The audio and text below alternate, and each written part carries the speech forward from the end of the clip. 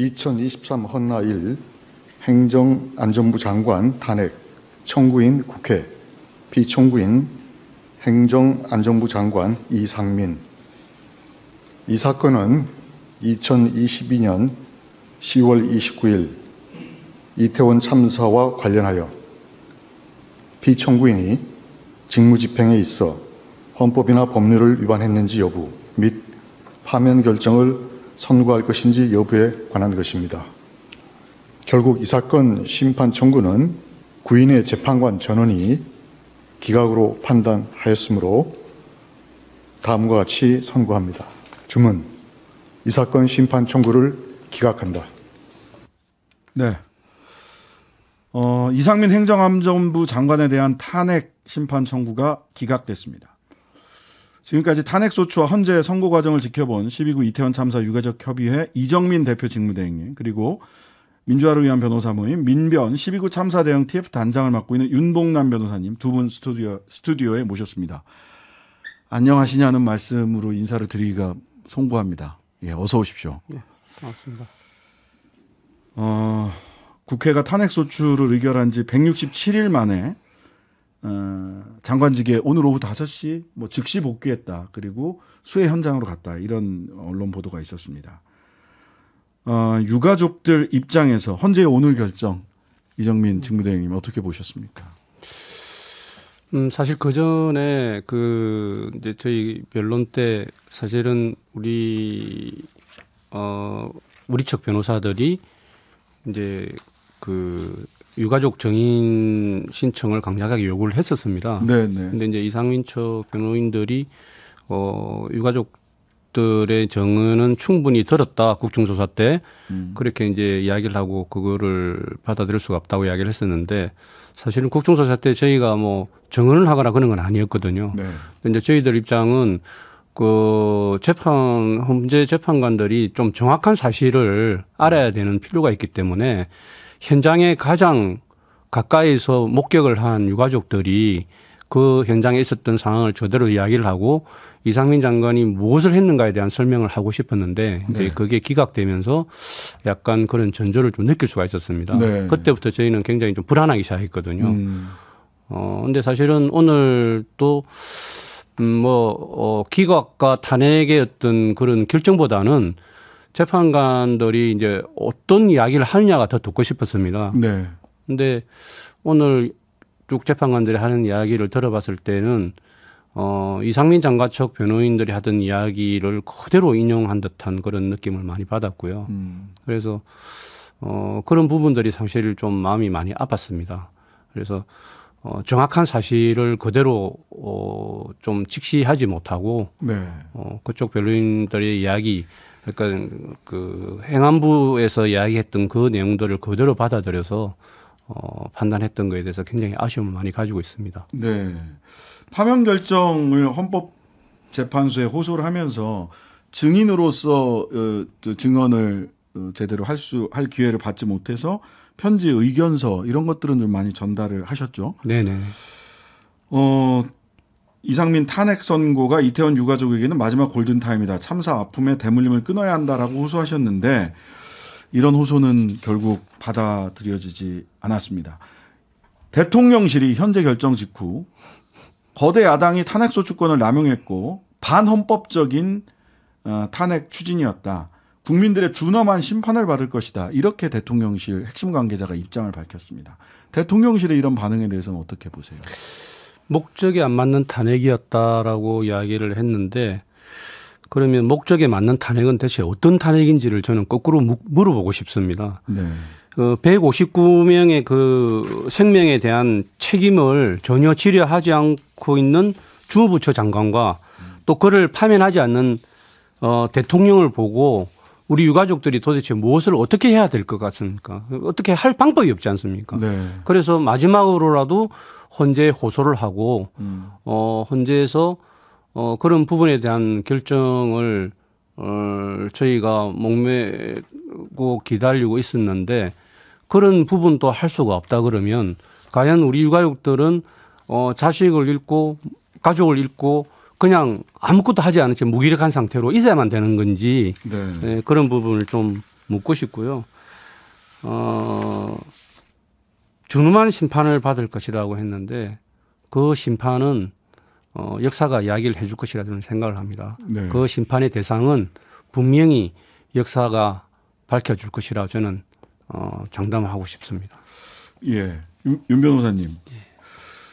그 국회의 이 대리인 단장, 그러니까 이상민 장관을 파면해달라고 얘기하는 법사위에서 김도우 법사위원장이 대리인 단장으로 김종민 변호사를 선임을 했잖아요. 네. 그 KBS 이사고 윤석열 대통령의 법대 동기고 뭐 최근에 아주 또 이슈의 중심에 후쿠시마 괴담을 믿는 사람들은 조선시대 근대화가 덜 된 국민들이다 이런 발언을 했던 분이 이 탄핵 사건에서 국회를 법률 대리인 단장이었단 말이죠.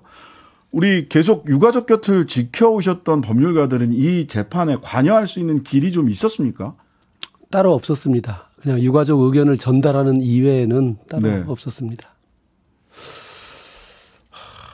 참 저는 그 부분부터가 굉장히 법률 대리인 단장을 유가족 입장을 대변해야 될 사람을 윤 대통령 대학 동기 대한민국 국민들은 아직 근대화가 덜 된 조선 사람이라고 이야기하시는 분이 유가족을 대변하는 변호인 역할을 했단 말이죠.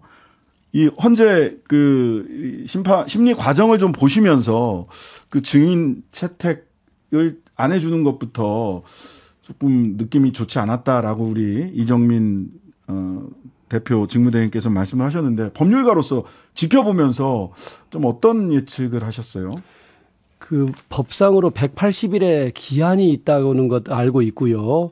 그걸 지키려고 노력한 것을 하는 것을 뭐라고 할 수는 없습니다. 네. 그런데 그에 따라서 심도 깊은 심리는 이루어지지 못했다. 이게 아주 단편적인 평가인데요. 네.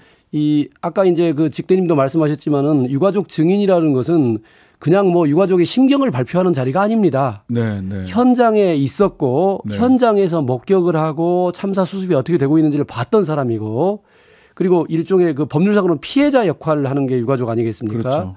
그런데 이 증인을 채택하지 않고 결국 나머지 증인은 다 이상민 장관의 수하 공무원들을 불러가지고 증인으로 불러서 너 이때 이런 조치했어 하니까 이게 도대체 이렇게 제대로 입증이 될 수가 없는 상황 아니겠습니까? 네. 그래서 그런 면에서는 이렇게 제대로 된 어떤 심리가 진행이 안 됐다는 측면이 하나 있고요. 네.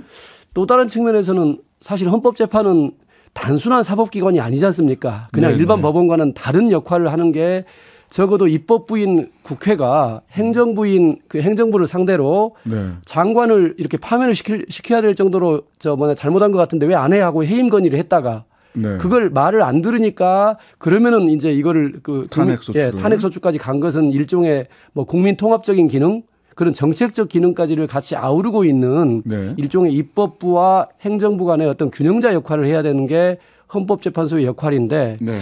이번 이렇게 그 발표한 내용을 보면은 그런 내용으로서의 마지막 보루라기보다는 그냥 사법적인 심사에만 그냥 책상 물림처럼 한 그런 판단이 아닌가. 따라서 전혀 기대를 미치지 못한다. 이런 생각이 듭니다. 그러니까 이게 반복적으로 그 이상민 장관 저도 이제 보도 자료만 봤습니다만 반복적으로 나온 얘기가 아니 잘못 말한 건 맞지만 그게 위증은 아니다. 근데 이상민 장관이 위증을 했느냐 안 했느냐가 이게 중요한 사건인가 라는 저도 의문이 들었습니다. 이 보도 자료 보면서. 직대님. 네.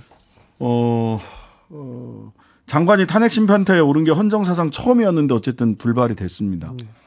오늘 결정 나고 유가족분들 어떤 말씀들 굉장히 오열하는 모습이나 이런 거는 동영상을 통해서 보긴 했는데요. 어떠셨어요?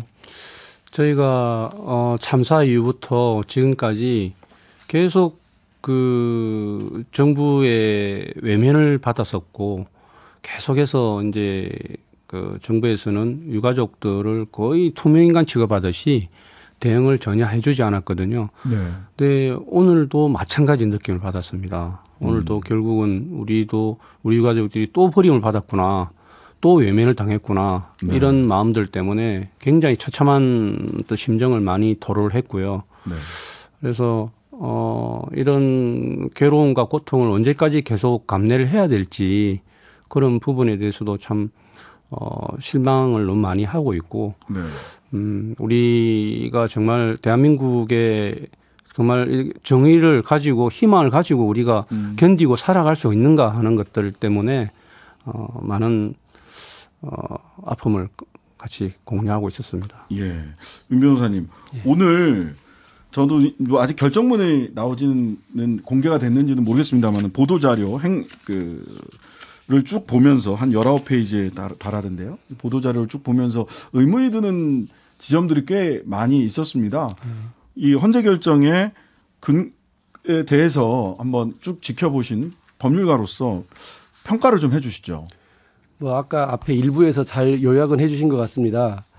근데 재난 예방 조치를 할 의무에 대해서 다중 인파 밀접에 대해서는 예상하지 못했다. 따라서 그러니까요. 예상을 못했기 때문에 책임이 없다. 뭐 아까 말씀하신 대로 무능은 뭐 처벌할 수 없다. 그런 류의 이제 답이 돼버리는데요. 예.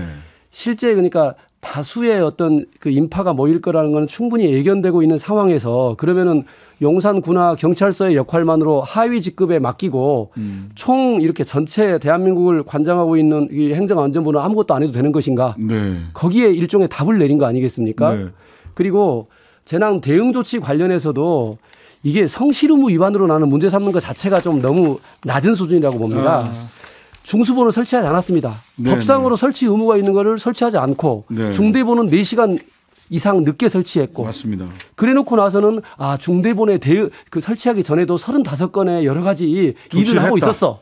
근데 그런 정도로 이렇게 헌법재판소가 판단을 해버린다면은 실제 법상 의무에 대해서 형해화시켜버린 거다. 그렇죠. 법상으로 이걸 해야 한다면은 당연히 그거는 장관으로서 해야 되고 그 뒤에 이제 보다 보면은 뭐 추상적인 지시만 하고 별다른 쓸모가 없었다 이런 얘기도 뒤에 뭐 별개 의견에 나오지 않습니까? 그렇더라고요. 그러니까 아무 조치도 안 하고 가서 쓸데없는 얘기만 하는 것은 아무런 잘못이 없다 이런 식의 그 잘못된 어떤 메시지를 주는 거라서 정말 이렇게 제대로 된 판단을 한 거냐 이런 점에 대해서 문제제기는 많이 나올 수밖에 없다고 봅니다. 그러니까 평균적 공무원의 시각에서 보더라도 상식에 부합한다고 보기 어렵다. 뭐 이런 아무런 일도 제대로 못하고 추상적인 얘기만 남발하고 있었다. 뭐 한 100몇 분간 뭐 이렇게 이 보도자료에 나와 있어요. 근데 중대한 위반은 아니다. 이걸 어떻게 받아들여야 될지. 이게 혹시 수사가 좀 제대로 이루어졌으면 결론이 달라질 가능성이 있었을까요? 수사가 이루어지지 않았거든요. 이상민 장관은. 저는 당연히 달랐을 거라고 봅니다. 예. 결국 지금 이 탄핵 심판의 진행은 그냥 이상민 장관의 행적이나 내용에 대한 구체적인 내용 없이 네. 그냥 문서나 아니면은 그 내용에 대해서만 먼저 살펴본 거 아니겠습니까? 아까 말한 네. 하위 공무원들의 진술에만 의존해 가지고 네. 실제 이상민 장관이 당시에 어떤 행적과 어떤 지시를 보냈고 중수본은 왜 미설치했고 이런 부분에 대해서 그리고 현장 수습의 지연이나 문제점에 대해서 낱낱이 파고들었다면은 장관으로서의 총괄 조정 기능에 대해서 네. 지금 여기서는 총괄 조정 기능에 대해서 저도 그 같은 보도자를 보면은 소방청장 직무대리나 소방재난본부장이나 서울경찰청장으로부터 아무런 협력 요청을 받은 바가 없기 때문에 맞아요. 총괄 조정을 할 게 없었다. 이게 무슨 말이 되는 얘기입니까? 그러니까 실제 당시에 이상민 장관의 행적에 그 총괄 조정 기능을 구체적으로 더 들어가서 네. 어떤 일을 했어야 되는데 하지 않았다를 살폈어야만 되는데 그 점에 대한 수사가 전혀 없었기 때문에 뭐 수사 대상도 아니었습니다. 참고로. 네네. 그러다 보니까 아무런 이렇게 그 밝히기가 어려웠던 거 아닌가 아니, 그런 수사 점도 대상에서 있습니다. 뺐죠. 맞습니다. 현장 책임자들만 수사 받았고 네. 수사 대상에서 이상민 장관은 아예 빼버렸으니까요. 자, 오늘 아까도 뭐 잠깐 일부에서 말씀드렸습니다만은 보수단체에서 우리 유족들을 조롱하거나 또 정말 막말을 했어요. 북한 소행이다. 뭐 이런 얘기도 하고 그런 과정에서 유족들이 실신하는 이런 일도 벌어졌다고 하는데 그 상황이 어땠습니까? 사람이 그럴 수 있나 싶은 생각이 솔직히 좀 들던데. 사실 저희가 이제 판결이 나고 그 기자회견을 하면서 굉장히 참담한 마음으로 네, 좀 더 서서 네. 이제 기자회견을 하고 있었는데 그런 상황에서 유가족들을 조롱하고 하는 부분들이 사실은 무슨 지금 헌재 결정 자체를 무슨 스포츠 시합하듯이 네. 나는 이기고 너희는 졌다 이런 식의 어떤 조롱을 한다는 게 너무 그게 참 기가 막혔고요. 최소한의 인간에 대한 존중이 있다면 네. 그 시간만큼은 말을 하지 말았어야 된다고 저는 생각을 하거든요. 자, 이상민 장관은 곧바로 복귀했습니다. 수해 현장으로 갔고 또 오늘 사진을 보니까 이상민 장관 측 변호인 또 이상민 장관도 사실은 이렇게 실제로 웃거나 또는 웃음을 참느라고 뭐 그런 느낌의 사진들이 기자들도 그렇게 느꼈는지 그런 사진들을 굉장히 많이 찍어서 보도를 했더라고요. 이상민 장관의 장관 복귀, 현재 기각은 기각이고 장관 복귀 이 부분은 어떻습니까? 지금 저는 이제 바로 그 이상민 장관의 이제 뭐 신경이 보도가 바로 됐더라고요. 네, 나온 네. 게. 그게 마치 준비됐듯이 바로 결정이 되자마자 올라왔던데 네. 그럼에도 불구하고 저는 약간의 본인의 어떤 지금 이 상황으로 인해서 이렇게 국정에 혼란이 많이 생기고 이런 부분을 조금이라도 인지를 한다면 네. 조금은 자숙하는 느낌을 국민한테 좀 보여주셔야 되지 않느냐라는 오늘은 생각을 가집니다. 보수단체든 이상민 장관이든 좀 자숙하고 침묵해야 될 시간이었다라는 말씀 주셨고. 그 탄핵이 안 된 것뿐이지 그 사람의 네. 잘못이 없어진 건 아닙니다. 절대로. 알겠습니다. 자, 국민의힘 쪽에서는 그래서 이 특별법 갖고 더 이상 정쟁하면 안 되고 특별법 안 된다. 이게 지나치게 반법률적이다. 초법적 기구다. 특별법에 나와 있는 조사기구가 이렇게 얘기를 해서 특별법 추진에 대해서도 굉장히 부정적인 의견을 냈는데요. 향후에 특별법 추진을 포함을 해서 지금 민변 등 시민사회와 우리 유족협의회 쪽에서 향후 일정 어떻게 잡고 있는지 짧게 좀 정리 좀 해 주시죠. 예. 오늘 현재 판결을 보면서 더욱더 명확해졌습니다. 네. 저희 입장과 향후에 가야 될 방향은 더 확실해졌고요. 네. 지금 이상민 장관이 수사와 조사가 되지 않은 상태에서 이렇게 아무렇지도 않은 듯이 이렇게 한다는 것을 저희는 받아들일 수가 없고요. 네. 필히 특별법을 통과시켜서 그 조사기구를 통해서 이태원 참사를 빚게 했던 모든 책임자들에 대한 책임을 분명히 밝히고자 하는 게 저희 유가족들의 입장입니다. 이 초법적 기구다 소추까지 할 수 있도록 하는 이 부분에 대해서 굉장히 국민의힘에서 부정적으로 반응을 하던데요. 기존의 기구들이 제대로 역할을 못하기 때문에 특별법으로서 만드는 기구이기 때문입니다. 네. 다시 말해서 기존의 현재의 사법기관의 조사, 뭐 국정조사든 수사든 네. 아니면 뭐 감찰이든 어떤 기능에서도 그리고 심지어 헌재까지도 네. 제대로 된 결과를 가져왔기 때문에 네. 부득이한 조치로서 특별조사기구가 만들어지는 거다. 그리고 알겠습니다. 이미 사회적 참사위원회라든가 여러 가지 사례가 있다. 이렇게 답변드리겠습니다. 알겠습니다. 아쉽지만 오늘 말씀 여기까지 듣겠습니다. 이정민 대표 직무대행, 윤봉남 변호사 두 분과 함께했습니다. 감사합니다. 감사합니다. 하루 종일 기다려지는 진짜 시사. 평일 저녁 6시 5분 신장식의 뉴스 하이킥.